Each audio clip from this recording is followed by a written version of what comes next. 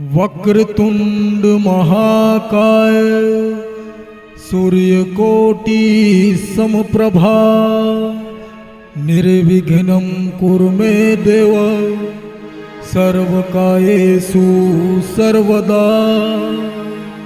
गणपति बप्पा मोरया, मंगल मूर्ति मोरया।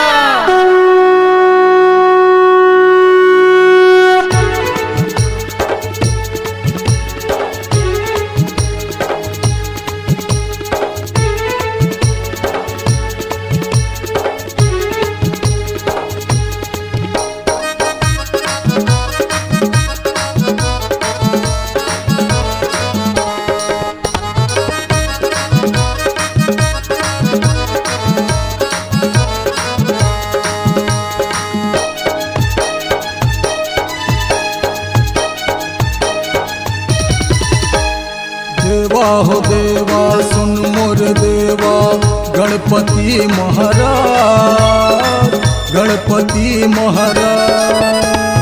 देवा हो देवा सुन मोर देवा गणपति महाराज, गणपति महाराज। तोर खातिर बनवाए हाँ सोने सोने के ताज, सोने सोने के ताज। देवा हो देवा सुन मोर देवा गणपति महाराज, गणपति महाराज। देवा हो देवा सुन मोर देवा गणपति महाराज, गणपति महाराज।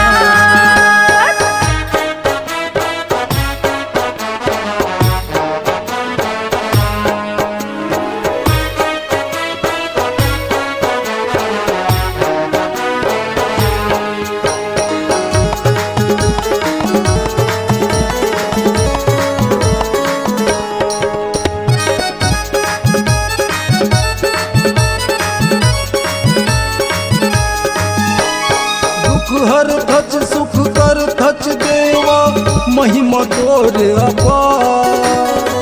तोर शक्ति माटी के हवे ये दुनिया संसार।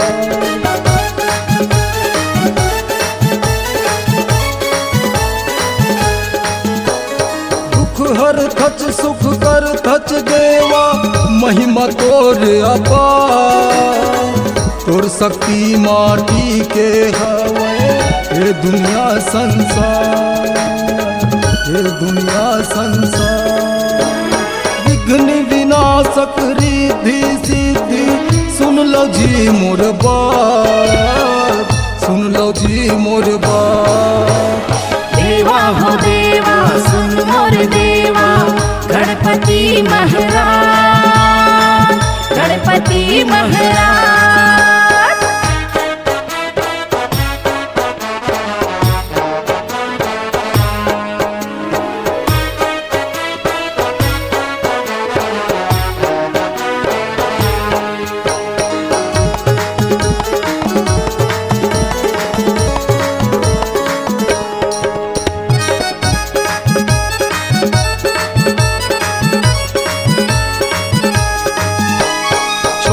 बड़े के भेद न भाव जोड़त दिल के तार। दिन दुखियों के दुख ला हर धच सब ला कर धच प्यार।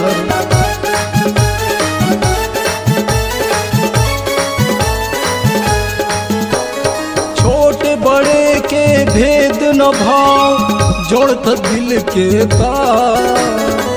दिन दुखियों के दुख ला हर धच सब ला कर धच प्यार, सब ला कर धच प्यार।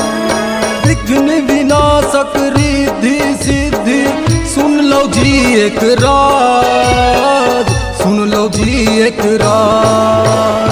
देवा हो देवा सुन मोर देवा गणपति महाराज, गणपति महाराज।